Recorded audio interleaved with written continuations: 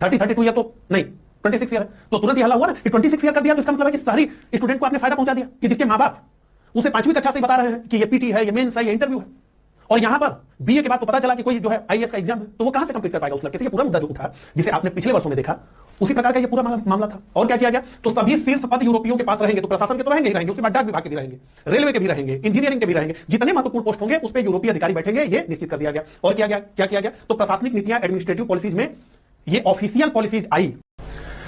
नमस्कार दोस्तों, Indian national movement के इस मॉड्यूल में मैं प्रशांत आप सबका स्वागत करता हूं। इंडियन नेशनल मूवमेंट के तहत इस लेक्चर में हम डिस्कस करेंगे 1857 के पश्चात भारत में ब्रिटिश नीतियों में जो परिवर्तन देखने को मिला उसके बारे में। तो इंडियन नेशनल मूवमेंट को ठीक प्रकार से समझने के लिए इस लेक्चर को ठीक प्रकार से समझना बेहद आवश्यक है, क्योंकि इस लेक्चर में बहुत सारी ऐसी इंफॉर्मेशन आपको प्राप्त होंगी कि जिनके आधार पर आप इंडियन नेशनल मूवमेंट को ठीक प्रकार से समझ पाएंगे। तो इसलिए ये लेक्चर बेहद महत्वपूर्ण लेक्चर है। तो ध्यान से मेरी बातों को सुनते हुए, समझते हुए, नोट्स बनाते हुए आप आगे बढ़ेंगे, ऐसी मैं उम्मीद करता हूं। तो चलिए इसी के साथ इस लेक्चर की शुरुआत करते हैं। और सबसे पहले तो यही समझते हैं कि इस लेक्चर में हम क्या क्या पढ़ने वाले हैं। तो सबसे पहले तो हम पढ़ेंगे कि वैधानिक परिवर्तन क्या हुआ 1857 के पश्चात। तो इसमें हम देखेंगे कि सबसे बड़ा काम तो यही हुआ कि ब्रिटिश ईस्ट इंडिया कंपनी के शासन को समाप्त कर दिया गया भारत से, और भारत अब ब्रिटिश ताज के प्रत्यक्ष नियंत्रण में चला गया। तो बहुत बड़ा बदलाव देखने को मिला, इसके बारे में हम बात करेंगे। साथ ही भारत शासन अधिनियम 1858 और भारतीय परिषद अधिनियम 1861 को समझेंगे, और स्थानीय निकाय किस प्रकार से डेवलप हुए, उसके पीछे अंग्रेजों की क्या सोच थी, उसको भी समझेंगे। इसके बाद हम समझेंगे सेना का पुनर्गठन किस प्रकार से किया गया। तो जैसा कि हम जानते हैं कि ब्रिटिश भारतीय सेना ने अपने अंग्रेज अधिकारियों के विरुद्ध विद्रोह कर दिया था। तो ब्रिटिश भारतीय सेना को वेतन देने वाले कौन थे? तो अंग्रेज थे। तो अपने ही मालिकों के विरुद्ध भारतीय सैनिकों ने विद्रोह कर दिया था। तो सेना का पुनर्गठन 1857 के पश्चात अंग्रेजों ने इस प्रकार से किया कि अब उन्हें कोई 1857 जैसे विद्रोह को न झेलना पड़े। इसमें बहुत सारी बातें करनी है, एक एक करके समझेंगे। फिर हम बात करेंगे कि किस प्रकार से सार्वजनिक सेवाओं में भेदभाव किया गया, आईसीएस में कम से कम भारतीय पहुंच सके, इसके लिए 1878 में उम्र को 23 वर्ष से घटा करके 19 वर्ष कर दिया गया। बहुत सारी चीजें इसमें हमें समझना है। और प्रशासनिक नीतियां 1857 के पश्चात किस प्रकार से चली। तो फूट डालो और राज करो, ये ऑफिशियल पॉलिसी थी ब्रिटिश राज की भारत में। तो राजा को प्रजा से लड़ाओ, प्रजा को राजा से लड़ाओ, प्रांत को प्रांत से लड़ा दो, जाति को जाति से लड़ाओ, हिंदू को मुस्लिम से लड़ा दो। सबसे महत्वपूर्ण ये, ठीक है। किस प्रकार से शिक्षित भारतीयों के प्रति आक्रामकता बरती गई, ये सारी चीजों को हम समझेंगे। और हम अंत में समझेंगे आक्रामक विदेश नीति। तो भारत में ब्रिटिश राज की विदेश नीति के क्या लक्ष्य थे, उन सबको समझेंगे, ठीक है। तो चलिए पहले पॉइंट से हम शुरू करते हैं। तो देखिए, लॉर्ड डलहौजी के समय तक अंग्रेजों ने यह मान लिया था कि एक उच्च नस्ल होने के कारण भारत और भारतीयों पर उनकी पकड़ अस्थायी है। लेकिन इस अंग्रेजों के गलत आत्मविश्वास को 1857 की क्रांति ने पूरी तरह से झिझोड़ डाला, और अंग्रेजों को यह मजबूर किया कि वो अब भारत में अपनी नीतियों में व्यापक परिवर्तन करे। तो 1857 के पश्चात भारत में अंग्रेजों की नीतियों में व्यापक परिवर्तन देखने को मिला, और जिसकी पहली शिकार बनी ब्रिटिश ईस्ट इंडिया कंपनी ही तो भारत से ब्रिटिश ईस्ट इंडिया कंपनी के शासन को समाप्त कर दिया गया और भारत अब प्रत्यक्ष ब्रिटिश नियंत्रण में चला गया। ये किस अधिनियम के माध्यम से हुआ? तो ये भारत शासन अधिनियम 1858 के माध्यम से हुआ। तो भारत से ब्रिटिश ईस्ट इंडिया कंपनी के शासन को समाप्त कर दिया गया और भारत अब ब्रिटिश ताज के प्रत्यक्ष नियंत्रण में चला गया। तो डायरेक्ट कंट्रोल में भारत ब्रिटिश क्राउन के चला गया। ठीक है, कंपनी का मामला समाप्त कर दिया गया। यहीं पे एक बात बता करके मैं आगे बढ़ना चाहूंगा। देखिए, इंडियन पॉलिटी में हमने 1773 के रेगुलेटिंग एक्ट से लेकर के 1935 के भारत सरकार अधिनियम को बहुत विस्तार से पढ़ा हुआ है। तो अगर आपने उन लेक्चर्स को देखा है जिसमें हमने विभिन्न अधिनियमों को डिस्कस किया है, तो आपको मेरी बातें ठीक प्रकार से समझ में आएंगे। और अगर आपने उन लेक्चर्स को नहीं देखा है तो आप देख लीजिए, क्योंकि यहां पे हम जो है 1858 के अधिनियम और 1861 के अधिनियम को केवल रेफरेंस के रूप में समझने वाले हैं। हमारा उद्देश्य यहां अधिनियम को नहीं पढ़ना है, ये सब हम पहले पढ़ चुके हैं। ठीक है, अब शुरू करते हैं। तो भारत से ब्रिटिश ईस्ट इंडिया कंपनी के शासन को समाप्त कर दिया गया।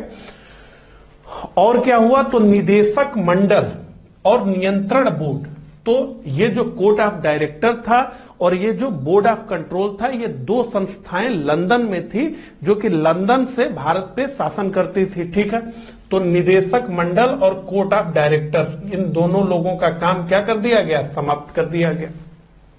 इनकी जगह पर एक नए पदवी का सृजन किया गया जिसे कहा गया भारत के सचिव। तो secretary of state of India नामक एक नए पद का सृजन किया गया और इनकी सहायता के लिए एक भारत परिषद बनाई गई, एक इंडियन काउंसिल बनाई गई जिसमें 15 मेंबर होते थे। ठीक है, तो 15 सदस्यीय एक भारत परिषद बनी।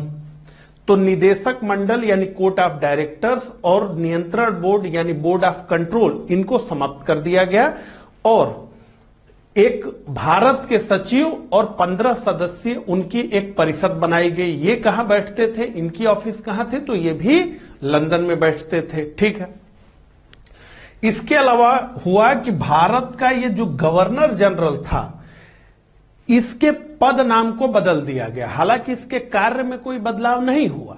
1857 के पूर्व जो भारत का गवर्नर जनरल कार्य कर रहा था, वही 1858 के अधिनियम के बाद भी उसका कार्य था, लेकिन उसके पदनाम में बदलाव हुआ, उसके नाम को बदला गया। तो पहले यह भारत का गवर्नर जनरल कहा जाता था, अब इसे कहा गया भारत का गवर्नर जनरल और वायसराय। ठीक है, तो किस प्रकार से 1858 के बाद का ढांचा रहा वो आइए देखें। तो 1857 के बाद का ढांचा देखिए, बेसिक मतलब ये है कि ये सारी चीजें तो 1857 के बाद ही बदली और 1857 ही वो वर्ष है जिसमें भारी उथल पुथल हुआ भारत में और उसी के कारण तो ये सारी चीजें बदल रही हैं। इसलिए हमने 1858 न कह के इसे 1857 ही कहा है। हर जगह आपको 1858 देखने को मिलेगा, है ना। तो 1857 के बाद का ढांचा क्या है? तो एक तो है वायसराय और इनकी परिषद। तो पहले ये कहे जाते थे भारत के गवर्नर जनरल, अब कहे जा रहे हैं भारत के गवर्नर जनरल और वायसराय। ठीक है, तो इनकी परिषद और राज्य के सचिव और इनकी परिषद। तो ये तो बहुत पहले से ही है, केवल नाम बदल गया है। ये तो बहुत पहले से है। ये कभी बंगाल के गवर्नर हुए, कभी बंगाल के गवर्नर जनरल हुए, फिर भारत के गवर्नर जनरल हुए। तो ये तो पहले से ही है और इनकी परिषद भी है। ये जो है 1858 में बना राज्य के सचिव और इनकी परिषद 15 सदस्य। ठीक है, तो ये ढांचा है क्राउन, वायसराय प्लस उसकी परिषद, राज्य के सचिव और उसकी परिषद। और पहले क्या था? तो पहले ये था कि crown, BEIC British east India company और वायसराय और उनकी परिषद। तो BEIC को हेड दो संस्थाएं करती थी, एक तो कोर्ट ऑफ डायरेक्टर्स और एक बोर्ड ऑफ कंट्रोल। ठीक है, और ये वायसराय होते थे। लेकिन अब जो है बीईआईसी का काम समाप्त हो गया है और कोर्ट ऑफ डायरेक्टर और बोर्ड ऑफ कंट्रोल का भी कार्य समाप्त हो गया है। तो राज्य के सचिव और इनकी परिषद एक नया जो है पोस्ट बन गया है। अब क्या है कि अब ये सिद्ध हो गया है कि भारत में जो वायसराय बैठते हैं ये अब कम महत्वपूर्ण है। यानी कि मैं बताना ये चाहता हूं कि 1857 के पूर्व जो भारत का गवर्नर जनरल था उसके पास अधिक शक्तियां थी, बशर्ते 1857 के बाद जो भारत का गवर्नर जनरल और वायसराय हुआ, क्योंकि राज्य के सचिव और इनकी परिषद का अधिक दखलंदाजी थी।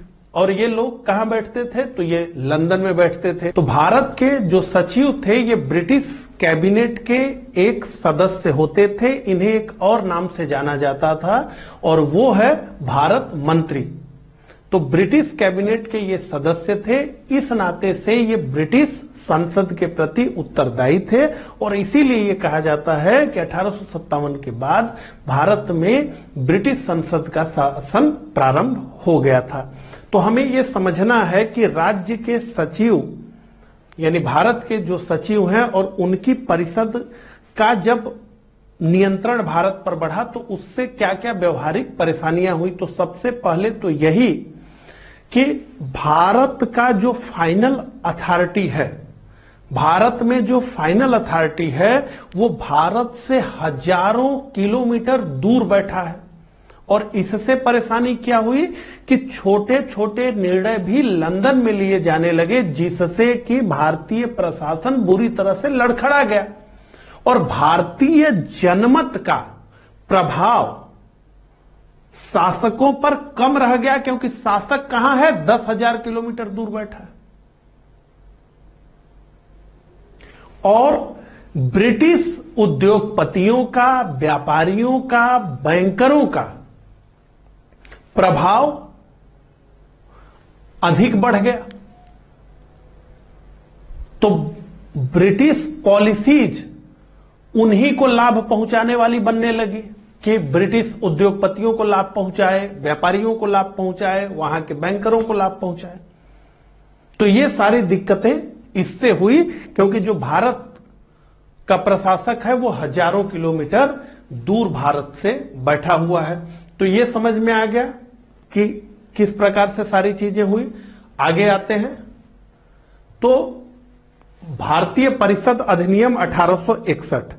तो जैसा कि हमने देखा कि 1858 के अधिनियम से बहुत बड़ा बदलाव देखने को नहीं मिला।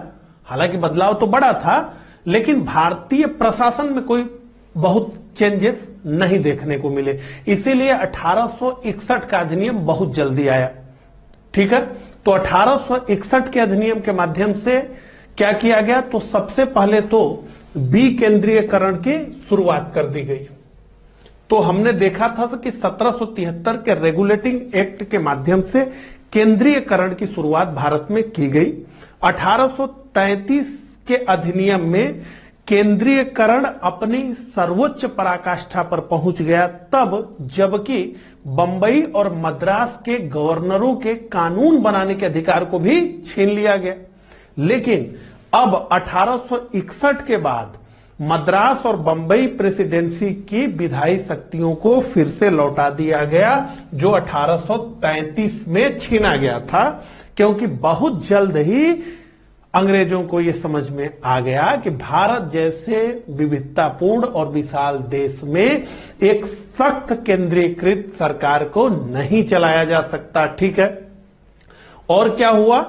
तो हमारे समझने के लिए कि यहीं से 1861 के बाद से ही भारत में पॉलिसी ऑफ एसोसिएशन का प्रारंभ अंग्रेजों ने किया, यानी कि सहयोग की नीति का प्रारंभ किया। हालांकि ये सहयोग की नीति उदार निरंकुशता के साथ थी, बेनेवोलेंट डिपोटिज्म के साथ ही पॉलिसी ऑफ एसोसिएशन आई। तो सहयोग की नीति प्रारंभ हुई। सहयोग की नीति क्या थी कि लॉर्ड कैनिंग द्वारा 3 भारतीयों को, बनारस के महाराजा ईश्वरी नारायण सिंह, पटियाला के महाराजा नरेंद्र सिंह और सर दिनकर राव को विधान परिषद में, जिसे इंपीरियल लेजिस्लेटिव काउंसिल कहा जाता था, उसमें मनोनीत किया। तो यह प्रयास हुआ कि अब जो है भारतीय भी निर्णयन प्रक्रिया में, भारतीय भी कानून बनाने की प्रक्रिया में शामिल होंगे। अधिक से अधिक भारतीयों को भी प्रशासन में हिस्सेदारी मिलेगी। और क्या हुआ, तो हमने देखा कि यहीं से मंत्रिमंडलीय व्यवस्था की नींव पड़ी, सब डिटेल में पढ़ चुके हैं, तो इसमें हमें यही समझना है। ठीक है, तो अब आ जाइए, हम अपने मुख्य पॉइंट पे आ जाते हैं। सीमित स्थानीय निकाय। तो देखिए 19वीं शताब्दी में औद्योगिक क्रांति के कारण ब्रिटेन में खूब प्रगति हुई, तो खूब अच्छी अच्छी सड़कें बन गई, स्वास्थ्य सुविधाएं काफी बढ़ गई, बहुत सारे हॉस्पिटल्स बन गए, बहुत अच्छी शिक्षा के क्षेत्र में काम हो गया, तो स्कूल कॉलेजेस बन गए। तो ये जो प्रगति ब्रिटेन में हुई, और चूंकि भारत भी ब्रिटेन का एक कॉलोनी था, भारत में और ब्रिटेन में एक ही शासन संचालित हो रहा था, तो भारतीय राष्ट्रवादियों की भी ये मांग थी कि जो ब्रिटेन में प्रगति हुई है उसी तरह की प्रगति भारत में भी की जाए। तो भारत में भी अच्छे कॉलेज बनाए जाएं, भारत में भी बेहतर स्वास्थ्य सुविधाएं हों, भारत में भी बेहतर सड़कें हों, तो ये सारी चीजें भारत में भी हों। अंग्रेज भी ये समझ रहे थे कि ये तो करना ही पड़ेगा, लेकिन मजबूरी ये थी कि जो ब्रिटिश भारत की सरकार थी उसके पास पैसा ही नहीं था, क्योंकि भारत के बजट का सबसे बड़ा हिस्सा सेना पे खर्च होता था।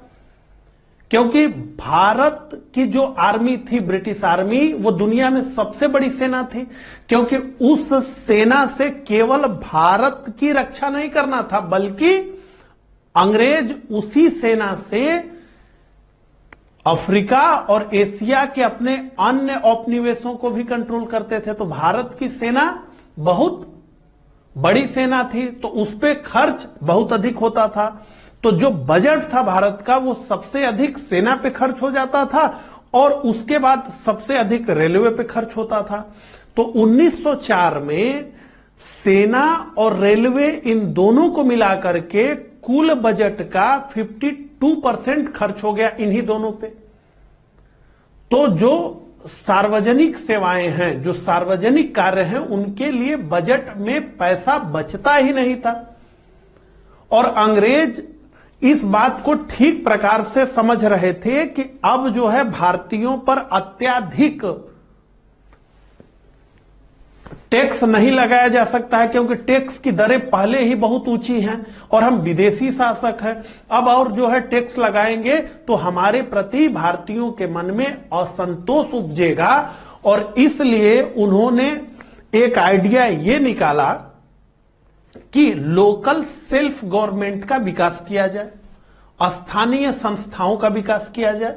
तो जैसे इस समय भारत में है, एक केंद्र की सरकार है, एक प्रांत की सरकार है, और एक स्थानीय निकाय है, तो पंचायतें और नगर पालिकाएं।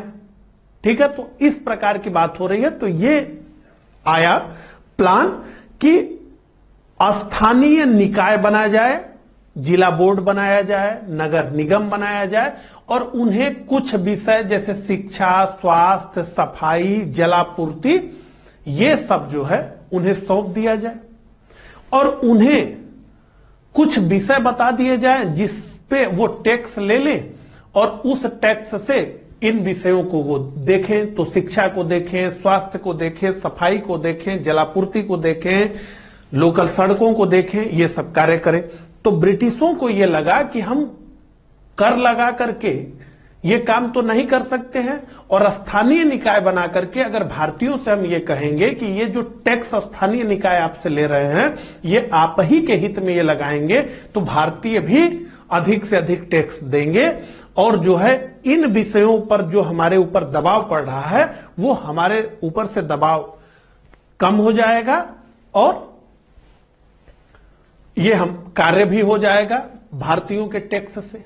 ठीक है, एक तो यह कारण था स्थानीय संस्थाओं के विकास का। दूसरा कारण यह था कि हम आगे देखेंगे इसी लेक्चर में तो हमें यह पता चलेगा कि भारत के जो सभी महत्वपूर्ण प्रशासनिक पद थे उस पे अंग्रेज बैठ गए थे, तो पूरा जो राजनीतिक क्षेत्र था वो अंग्रेजों के नियंत्रण में था। और भारत में अंग्रेजी राज ने भारतीय उद्योग धंधों का पूरी तरह से विनाश कर दिया था, तो व्यापार का मामला भी समाप्त हो गया था।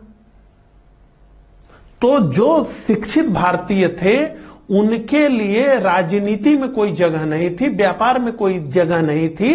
तो यह हुआ कि ये जो स्थानीय निकाय बना दिए गए हैं इनमें भारतीयों को भी प्रतिनिधित्व मिलेगा, तो इनकी भावनाएं भी तुष्ट होती रहेंगी कि चलिए हम जो है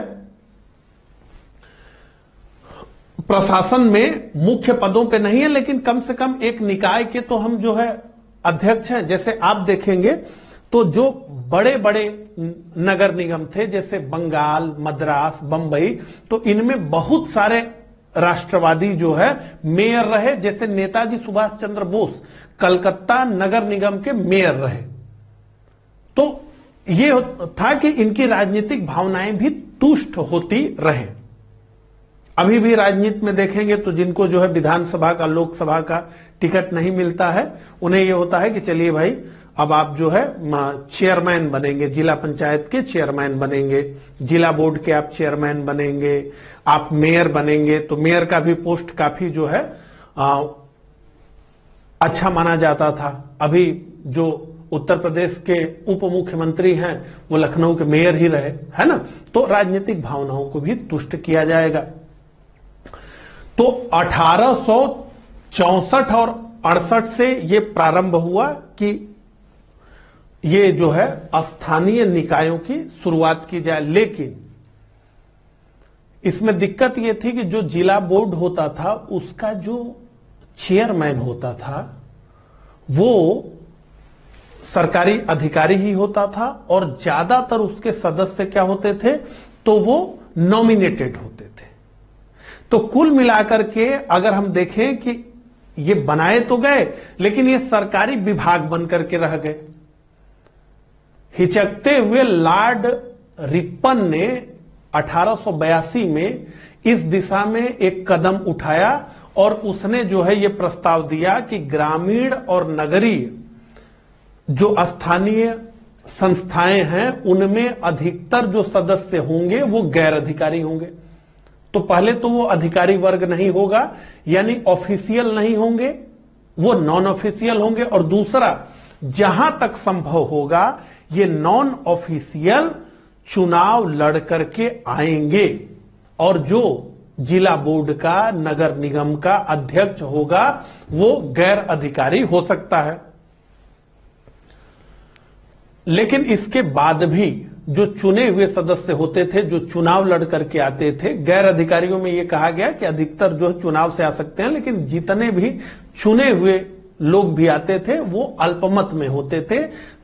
नॉमिनेटेड का मामला बहुत अधिक होता था, वो ज्यादा संख्या में होते थे। तो कुल मिलाकर के बंगाल को छोड़ दें, बंबई को छोड़ दें, मद्रास को छोड़ दें, तो स्थानीय संस्थाएं भी सरकारी विभाग बन के ही रह गई। जिन उद्देश्यों के लिए इनको बनाया गया था उन उद्देश्यों की अंग्रेजों की तरफ से भी पूर्ति नहीं हुई, क्योंकि भारतीय भी ये समझ रहे थे कि अंग्रेजों ने हमसे और टैक्स वसूलने के लिए ये व्यवस्था हमारे ऊपर ला दी है। तो ये सारी बातें आपको समझ में आ गई। ठीक है, तो अब आते हैं दूसरे पॉइंट पे, सेना का पुनर्गठन। तो रीऑर्गेनाइजेशन ऑफ आर्मी किस प्रकार से किया गया। तो जैसा कि हमने पढ़ा है कि बंगाल की ब्रिटिश सेना में विद्रोह हुआ, भारतीय सैनिकों ने अपने गोरे मालिकों के विरुद्ध विद्रोह किया। ठीक है, तो सबसे पहला यह काम किया गया कि सेना में यूरोपीय और भारतीय सैनिकों का औसत सुधारा गया। तो जो एवरेज था यूरोपीय और भारतीय सैनिकों का उसको सुधारा गया। तो बंगाल आर्मी में यह कितना किया गया, तो 1 और 2, यानी 1 यूरोपीय सैनिक रहेगा तो 2 भारतीय सैनिक रहेंगे। इससे पहले क्या था, तो 1 यूरोपीय सैनिक था तो 5 भारतीय सैनिक थे या 6 भारतीय सैनिक थे, एवरेज ऐसा था। लेकिन अब इन्होंने कहा कि नहीं, 1 और 2 का एवरेज होगा, 1 जो है यूरोपीय तो 2 भारतीय होंगे। और मद्रास और बंबई में क्योंकि यहां पे विद्रोह पहुंचा नहीं था, तो यहां पे यह हुआ कि यहां पे 2 और 5 का रहेगा, यानी 2 भारतीय 2 यूरोपीय पर 5 भारतीय रहेंगे। ठीक है, ये औसत जो है सेना में रहेगा, ताकि इस तरह की बगावत की किसी संभावना को नष्ट किया जा सके, और अगर इस तरह की कोई बगावत होती है 1857 की तरह तो उसे तुरंत दबाया जा सके। और तो यह तय किया गया कि सेना में केवल यूरोपीय ही अधिकारी बनेंगे, सेना में केवल यूरोपीय ही अधिकारी बनेंगे। और जो सेना में महत्वपूर्ण विभाग है, जैसे तोपखाना पहले बहुत महत्वपूर्ण विभाग होता था, उसके बाद जब प्रगति हुई तो टैंक्स का जमाना आ गया, टैंक्स बहुत इंपॉर्टेंट होते थे। तो इन क्षेत्रों में भारतीयों को एकदम जो है प्रवेश नहीं मिलता था, तो टैंक्स वगैरह पर जो है यूरोपियन ही होते थे, उन्हीं के नियंत्रण में वो होता था। और जितने भी पोस्ट होते थे उन सभी पोस्टों पर जो महत्वपूर्ण थे यूरोपीय अधिकारी ही होते थे। तो अधिकारी पूरा सेना में तो यूरोपीय ही होते थे। और ये किस कदर था कि 1914 तक एक भी भारतीय सेना में सूबेदार के ऊपर नहीं पहुंच पाया था। अब अगर आप अभी इंडियन आर्मी के जो है स्ट्रक्चर को समझते हैं ठीक प्रकार से, तो आपको पता होगा कि सूबेदार बहुत बड़ा पोस्ट नहीं है, बहुत शुरुआती पोस्ट है, बहुत ही शुरुआती पोस्ट है। तो 1914 तक कोई भी भारतीय सूबेदार से ऊपर नहीं पहुंच सका था, तो केवल यूरोपीय अधिकारी होंगे, इसको जो है सुनिश्चित किया गया। और क्या किया गया, तो युद्धक बनाम गैर युद्धक का वर्गीकरण किया गया। तो अंग्रेजों ने एक नए शब्द का इजाद किया, मार्शल कौम यानी लड़ाकू कौम, और नॉन मार्शल गैर लड़ाकू या गैर युद्धक। तो इन्होंने क्लासिफिकेशन कर दिया मार्शल और नॉन मार्शल। क्या था ये भैया, युद्धक बनाम गैर युद्धक का वर्गीकरण में युद्धक और गैर युद्धक क्या है, तो युद्धक का मतलब पंजाबी, गोरखा और पठान, और गैर युद्धक का मतलब अवध, बिहार, मध्य भारत और दक्षिण भारत के सैनिक। तो यहां पे आप समझिए कि यह वर्गीकरण किस प्रकार से किया गया। तो यह कहा गया कि ये जो है, जो पंजाबी सैनिक हैं, जो गोरखा सैनिक हैं और जो पठान है, ये युद्धक हैं, ये मार्शल कौम हैं। और ये जो गैर युद्धक अवध, बिहार, मध्य भारत और दक्षिण भारत के सैनिक हैं, ये गैर युद्धक हैं, ये नॉन मार्शल हैं। अब इसका मतलब क्या था, देखिए, अवध के सैनिकों ने, बिहार के सैनिकों ने, मध्य भारत के सैनिकों ने ही तो विद्रोह किया था। तो जिन सैनिकों ने विद्रोह किया था 1857 की क्रांति में, उन सैनिकों को नॉन मार्शल कौम घोषित करके अंग्रेजों ने उनको सेना में लेना बंद कर दिया। तो सेना में इनकी भर्ती बंद हो गई। कहे ये युद्धक तो है ही नहीं, ये तो गैर युद्धक हैं, तो सेना में इनको नहीं लिया जाएगा। और जिन लोगों ने, जिन सैनिकों ने, जहां के सैनिकों ने 1857 की क्रांति को दबाने में अंग्रेजों की खूब मदद की थी, उन्हें इन्होंने युद्धक घोषित किया। तो पंजाब के सैनिकों ने बहुत मदद की थी 1857 की क्रांति को दबाने में। गोरखा और पठान सैनिकों ने, तो पंजाबी, गोरखा और पठान, इनको क्या कहा कि ये तो युद्धक कौम है। तो सेना में, ब्रिटिश सेना में सबसे अधिक किसकी भर्ती होने लगी 1857 के बाद? तो पंजाबी, गोरखा, पठान, इन्हें क्या कहा गया? कहा गया ये युद्धक नस्ल है और इनका काम समाप्त हो गया 1857 के बाद से। समाप्त का मतलब बहुत कम हो गया। इसको इसी तरीके से समझ लीजिए कि 1875 में जो ब्रिटिश भारतीय सेना थी उसमें 50% सैनिक पंजाब के थे, 50% सैनिक पंजाब से थे। तो ये कितनी बड़ी संख्या है इसको जो है आप समझ सकते हैं और इसी से इस बात को ठीक प्रकार से जो है आप समझ सकते हैं। ठीक है, तो युद्धक जातियों को सेना में क्या दिया गया? वरीयता दिया गया। और क्या किया गया? तो भारतीय सेना को समाज से काट दिया गया। तो भारतीय सेना को समाज से काट दिया गया। सैनिकों के क्षेत्रीय जातिगत भावनाओं को बढ़ावा दिया गया। तो एक राष्ट्र की परिकल्पना हालांकि उस समय तक उस प्रकार से थी भी नहीं, लेकिन उस तरह के भाव उनमें न पनपे, उसके लिए उनकी क्षेत्रीय भावनाओं को, उनकी जातिगत भावनाओं को बढ़ाया गया। रेजिमेंट जो थी ब्रिटिश भारतीय सेना की, वो भी जो है कहीं ना कहीं क्षेत्रीगत नाम से, जातिगत नाम से बनाई गई। हालांकि अभी भी वो चली रही है। मैं कुछ आपको यहां दिखाना चाहता हूं। आप सोच रहे होंगे कि इसको क्यों रखा गया। अब आप देखिए राजपूताना राइफल्स, राजपूताना राइफल्स, ये क्या है? राजपूत कौन है? एक जाति है। तो जाति के नाम पर रेजिमेंट का नाम रखा गया है राजपूताना राइफल्स। यहां पे आप देखें जो है सिख रेजिमेंट। सिख क्या है? एक धर्म है, तो धर्म के नाम पे रेजिमेंट। पंजाब रेजिमेंट, पंजाब क्या है? भारत का एक प्रांत है, तो प्रांत के नाम पे रेजिमेंट। तो कुल मिलाकर के सेना को इस प्रकार से रखा गया कि क्षेत्रीय भावनाएं जो है इनकी अधिक से अधिक बढ़ाई जाए, जातिगत भावनाओं को बढ़ाया जाए। आप यहां पे देखें कि राजपूताना राइफल्स ये 1775 से ये जो है एक्टिव है। इनका सेंटर लिखा हुआ है दिल्ली कैंटोनमेंट दिल्ली। अब इनका मोटो क्या है? इनका मोटो क्या है आप देखिए, उससे समझेंगे आप। वीर भोग्या वसुंधरा, वीर भोग्या वसुंधरा। तो वसुंधरा को वीर ही भोगते हैं, ये मोटो है, ये तो ठीक है। अब ये क्या है? राजा रामचंद्र की जय। तो ये वार क्राई है, युद्धो घोष है। तो ये राजा रामचंद्र जी की जय कह करके युद्ध में भाग लेते हैं।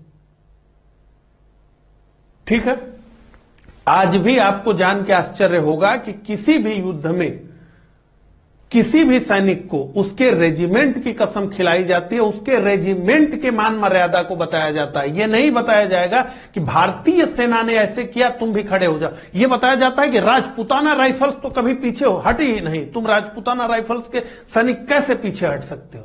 हर जगह रेजिमेंट। अब ये कितना सही है कितना गलत है इसके लिए मैं नहीं बता रहा हूं, क्योंकि ये चल रहा है अंग्रेजों से के जमाने से शुरू हुआ, अभी भी चल रहा है। अब ये जैसा भी हो, लेकिन है यही, इसका मकसद यही था। इस पे मैं आपको जो है पढ़ के बताना चाहूंगा ताकि आपको ठीक प्रकार से समझ में आ जाए। हां, तो ये जो है भारत सचिव चार्ल्स वुड ने, भारत सचिव चार्ल्स वुड, हमने बताया ना कि 1858 के बाद से भारत सचिव का पोस्ट बन गया है। तो भारत सचिव चार्ल्स वुड ने 1861 में वायसराय केनिंग को एक पत्र लिखा और इस पत्र में उसने क्या कहा मैं पढ़ता हूं। मैं एक ऐसी बड़ी सेना कभी देखना नहीं चाहता, मैं एक ऐसी बड़ी सेना कभी नहीं देखना चाहता जिसकी भावनाएं और पूर्वाग्रह और संपर्क वैसे ही हो जिसे अपनी शक्ति का भरोसा है और जो मिलकर विद्रोह करने को इतनी उत्सुक हो। अगर एक रेजिमेंट विद्रोह करे तो अगर एक रेजिमेंट विद्रोह करे तो दूसरी रेजिमेंट को उससे इतना कटा हुआ देखना पसंद करूंगा कि वह उस पर गोली चलाने को भी तैयार हो जाए। तो राजपूताना राइफल्स विद्रोह कर दे अंग्रेजों के विरुद्ध, तो सिख रेजिमेंट को अंग्रेज ये कहे कि गोली चला दो तो वो उनके ऊपर गोली चला दे। ये न सोचे कि ये भी हमारे भाई हैं, ये भी सैनिक हैं और ये भी हमारे ही तरह के चमड़ी के लोग हैं, हमारे ही लोग हैं, ये न सोचे, वो उनपे गोली चला दे। तो इस आधार पर संगठन जो है सेना का किया गया। कुछ और देख लीजिए, सिख रेजिमेंट को देखिए 1846, निश्चय कर अपनी जीत करो, ठीक है। और क्या है, जो बोले सो निहाल, सत श्री अकाल। तो ये एक ही देश की सेना में रेजिमेंट हैं जिनका अपना अपना वारक्राई है।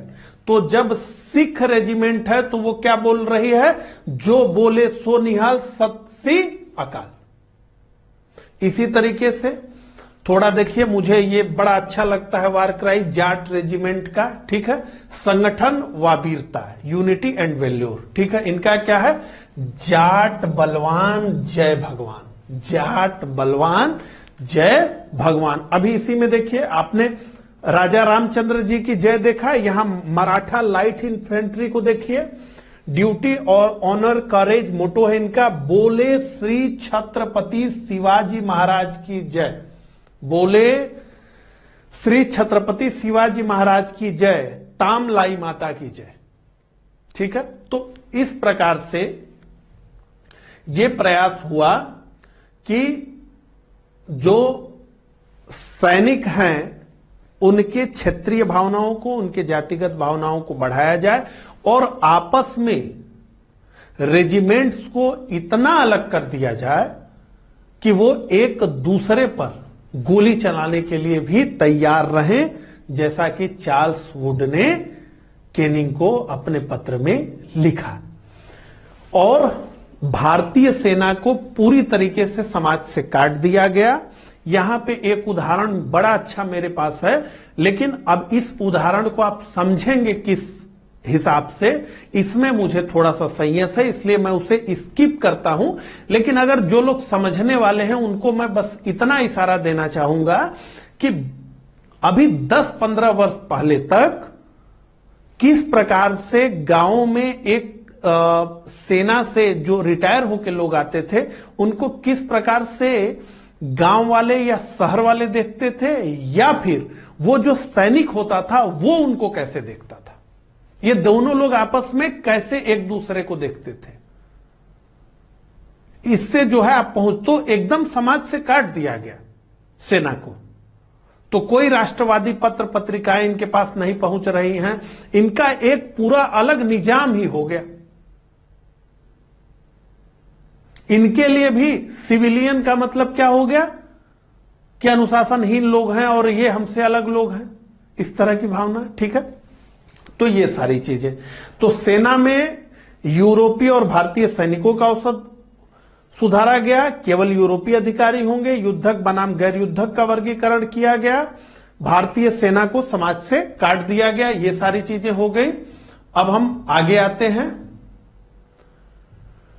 तो सार्वजनिक सेवाएं, पब्लिक सर्विसेज में इसमें क्या किया गया, तो देखिए लोक सेवा परीक्षा में भाग लेने की उम्र 1859 में 23 वर्ष थी, 1859 में 23 वर्ष थी और इसे 1878 में घटाकर 19 वर्ष कर दिया गया। तो ये जो आईसीएस था, इंपीरियल सिविल सर्विसेज, जो अब आईएएस के नाम से हम जानते हैं, इंडियन सिविल सर्विसेज, तो जितने भी पोस्ट होते थे भारत में जो महत्वपूर्ण थे उस पर आईसीएस के लोग ही विराजते थे। आज भी भारत के जितने महत्वपूर्ण पद होते हैं उस पर कौन बैठता है, आईएएस बैठता है, तो उस समय आईसीएस बैठता था। तो ये बहुत जो है महत्वपूर्ण अधिकारी होता था किसी भी विभाग में। और ये अधिकारी चुने कैसे जाते थे, तो ये एक प्रतियोगिता के माध्यम से चुने जाते थे। एक प्रतियोगिता होती थी, लंदन में होती थी, फिर भारत में भी होने लगी, ठीक है। तो इस प्रतियोगिता का जाहिर सी बात है कि बड़ा क्रेज था लोक सेवा की परीक्षा का, ठीक है। और इसमें जो है जो सिलेबस होता था वो अंग्रेजी माध्यम था और इसमें लैटिन और यूनानी की जानकारी को जांचा जाता था। लैटिन और यूनानी का सिलेबस था, इस तरीके से पाठ्यक्रम यही था। ठीक है, तो 1863 में रविंद्रनाथ टैगोर के बड़े भैया सत्येंद्रनाथ टैगोर पहले भारतीय थे जो कि आईसीएस की परीक्षा को पास किए। तो इस एग्जाम में भारतीय भी बैठ सकते थे, अंग्रेज भी बैठ सकते थे। 1863 में पहले भारतीय सत्येंद्रनाथ टैगोर थे जिन्होंने इस परीक्षा को पास कर लिया। तो भारतीयों के लिए यह परीक्षा बेहद कठिन थी, क्योंकि जैसा कि मैंने आपको बताया कि पहले तो मीडियम इसका इंग्लिश था, अंग्रेजी माध्यम था, और दूसरी कठिनाई यह थी कि लैटिन और यूनानी इसका सिलेबस होता था, तो बहुत मुश्किल होती थी। और इस पद की इतनी गरिमा थी, इतनी प्रतिष्ठा थी, इतनी ताकत होती थी, किसके लिए तीखी प्रतियोगिताएं होती थी। तो कहते हैं कि इंग्लैंड में भी किसी बच्चे के साथ अगर वो दूसरी, तीसरी, चौथी या पांचवी कक्षा में है, तभी से जब काम किया जाता था, तब जाकर के वो आईसीएस की परीक्षा पास कर सकता था। इतना कठिन था ये परीक्षा। आज भी आप देख लीजिए, 9वीं से लोग लग जा रहे हैं, 11वीं से लग जा रहे हैं आईएएस के लिए। तो पहली बात तो यह कि अंग्रेजी माध्यम, दूसरा लैटिन और यूनानी पाठ, तो भारतीयों के लिए बहुत कठिन था इस एग्जाम को पास करना। और 23 वर्ष की उम्र में अगर भारतीयों के लिए बहुत मुश्किल था इस एग्जाम को निकालना, तो 19 वर्ष की आयु में असंभव हो गया। अब 19 वर्ष की आयु में कौन सा भारतीय इस एग्जाम को निकाल लेगा? किसी प्रकार से 23 वर्ष की उम्र का था, तो पहले तो 1863 में सत्येंद्रनाथ टैगोर ने निकाला, और फिर हर वर्ष 1, 2, 1, 2 ऐसे करके भारतीय इस परीक्षा में को पास कर रहे थे जब 23 वर्ष आयु थी। अब 19 वर्ष कर दिया गया, तो फिर कौन निकालेगा?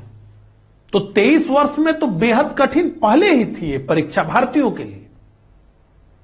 19 वर्ष में तो एकदम नामुमकिन हो गया इस परीक्षा को निकालना भारतीयों के लिए। तो इसके माध्यम से यह किया गया कि कहा तो यह गया कि भाई प्रतियोगिता हो रही है, आप भी आइए, परीक्षा दीजिए, पढ़ने में तेज हैं, मेहनती हैं, तो आ जाइए, आप भी प्रशासन करिए, हम तो परीक्षा तो खोल के बैठे ही हैं। अभी कुछ वर्षों पहले बसावन समिति की रिपोर्ट आई थी, उसमें यह बात हुई कि 26 ईयर कर दीजिए, 26 कर दीजिए उम्र को। तो फिर क्या हुआ? फिर हुआ कि शहर बनाम गांव, इंग्लिश बनाम अन्य भारतीय भाषाएं, उससे जोड़ करके देखिए, अभी भी ये सब चल रहा है। इतिहास खुद को दोहराता है, अभी भी चल रहा है। अभी क्या हो रहा है? अभी भारत में ये मुद्दा है ना कि सब इंग्लिश मीडियम के लोग ही सेलेक्ट हो रहे हैं, मॉडल आंसर भी इंग्लिश में बन रहा है, और उसके बाद बसावन समिति यह कहती है कि 26 ईयर तो काफी है, 32 ईयर तो नहीं, 26 ईयर है। तो तुरंत ये हल्ला हुआ ना कि 26 ईयर कर दिया, तो इसका मतलब है कि शहरी स्टूडेंट को आपने फायदा पहुंचा दिया, कि जिसके मां बाप उसे 5वीं कक्षा से ही बता रहे हैं कि ये पीटी है, ये मेंस है, ये इंटरव्यू है, और यहां पर बीए के बाद तो पता चला कि कोई जो है आईएएस का एग्जाम है, तो वो कहां से कंपीट कर पाएगा उस लड़के से? ये पूरा मुद्दा जो उठा, जिसे आपने पिछले वर्षों में देखा, उसी प्रकार का ये पूरा मामला था। और क्या किया गया? तो सभी शीर्ष पद यूरोपियों के पास रहेंगे, तो प्रशासन के तो रहेंगे ही रहेंगे, उसके बाद डाक विभाग के भी रहेंगे, रेलवे के भी रहेंगे, इंजीनियरिंग के भी रहेंगे। जितने महत्वपूर्ण पोस्ट होंगे उस पे यूरोपीय अधिकारी बैठेंगे, ये निश्चित कर दिया गया। और क्या किया गया? तो प्रशासनिक नीतियां, एडमिनिस्ट्रेटिव पॉलिसीज में ये ऑफिशियल पॉलिसीज आई, फूट डालो और राज करो। तो भारत में अंग्रेजों ने अपने राज्य को फूट डालो और राज करो के आधार पे ही खड़ा किया था, लेकिन अब ऑफिशियल ये पॉलिसी थी, फूट डालो और राज करो, तो राजा बनाम प्रजा और प्रजा बनाम राजा, प्रांत बनाम प्रांत, जाति बनाम जाति और सबसे अधिक हिंदू बनाम मुस्लिम, सबसे अधिक हिंदू बनाम मुस्लिम। अंग्रेजों को यह समझ में आया कि 1857 की क्रांति के पीछे मुसलमानों का सबसे बड़ा हाथ है और इसलिए अंग्रेजों ने मुसलमानों के प्रति बहुत ही आक्रामक नीति अपनाई।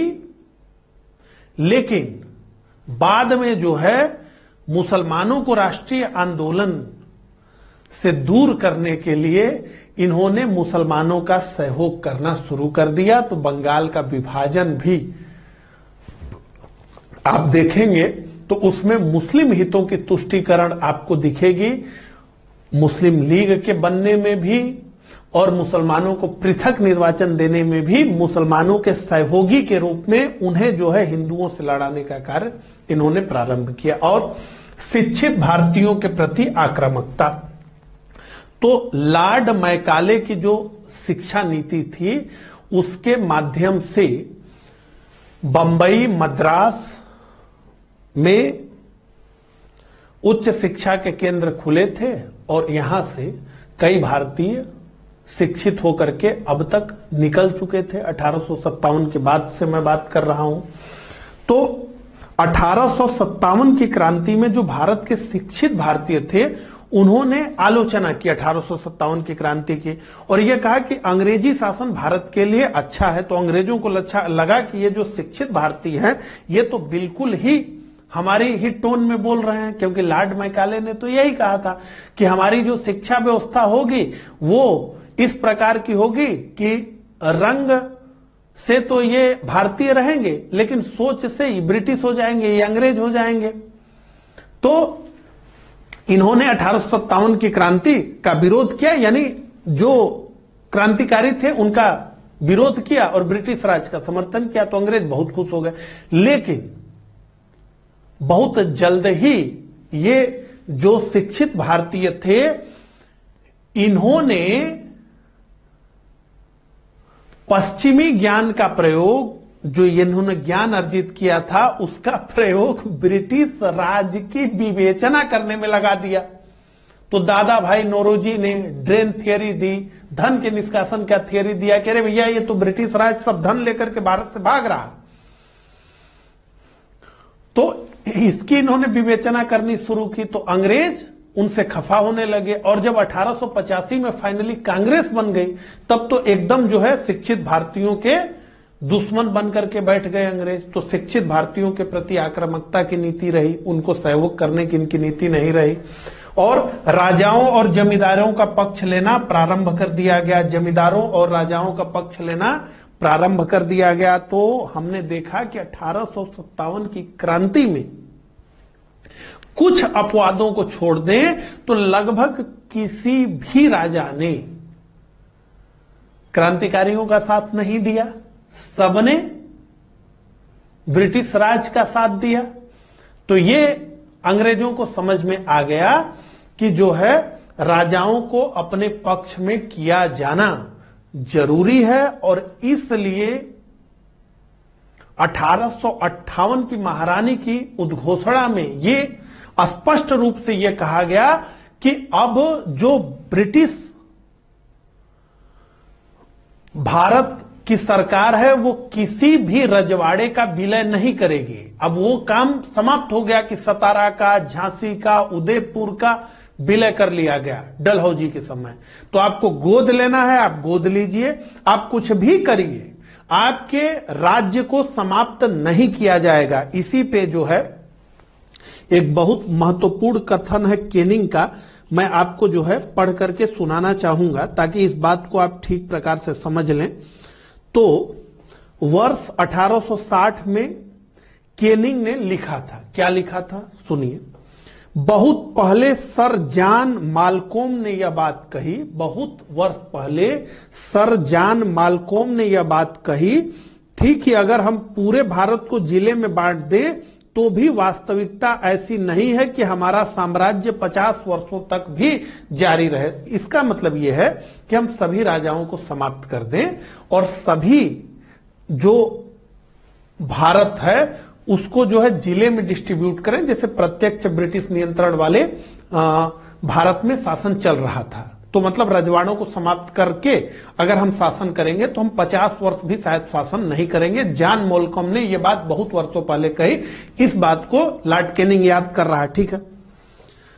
तो अगर हम पूरे भारत को जिलों में बांट दे तो भी वास्तविकता ऐसी नहीं कि हमारा साम्राज्य 50 वर्षों तक भी जारी रहे। पर अगर हम बिना किसी राजनीतिक सत्ता दिए मात्र शाही उपकरण के रूप में अनेक देशी रजवाड़ों को बनाए रखें तो भारत में हम तब तक बने रहेंगे जब तक कि समुद्र पर हमारा वर्चस्व बना रहेगा। इस मत की ठोस सच्चाई में मुझे कोई संदेह नहीं है और हाल की घटनाओं के बाद इस मत पर ध्यान देना पहले से कहीं अधिक आवश्यक हो गया है। तो राजाओं के साथ जो है सहयोग की नीति इन्होंने प्रारंभ की। कोई भी राज्य का अस्तित्व जो है नहीं मिटाया जाएगा, क्योंकि इन्हें स्पष्ट रूप से समझ में आया था कि राजाओं की उपस्थिति बेहद जरूरी है। जमींदारों का भी इन्होंने पक्ष लेना प्रारंभ कर दिया। तो किसानों का पक्ष नहीं लेना, जमींदारों का पक्ष लेना। अवध में विद्रोह के बाद अधिकतर तालुकदारों की जमीनें उन्हें वापस कर दी गई। और क्या हुआ, तो वर्नाकुलर प्रेस एक्ट 1878 में आया। तो वर्नाकुलर प्रेस एक्ट के माध्यम से भारत में मुक्त पत्रकारिता का गला दबाने का प्रयास किया गया, ठीक है। और सामाजिक सुधार रुका। अब यहां पे समझ लीजिए कि अंग्रेज जब 1857 की क्रांति के कारणों को समझते थे तो उसमें उन्हें यह समझ में आता था कि सती प्रथा पर रोक, विधवा पुनर्विवाह की इजाजत आदि आदि जो कार्य हमने किया था उसके कारण भारतीयों की धार्मिक भावनाएं आहत हुई थी। और इसलिए हमें यह करना चाहिए कि हमें जो है कोई सामाजिक सुधार नहीं करना चाहिए। तो एक स्थिति इस नतीजे पे अंग्रेज पहुंचे।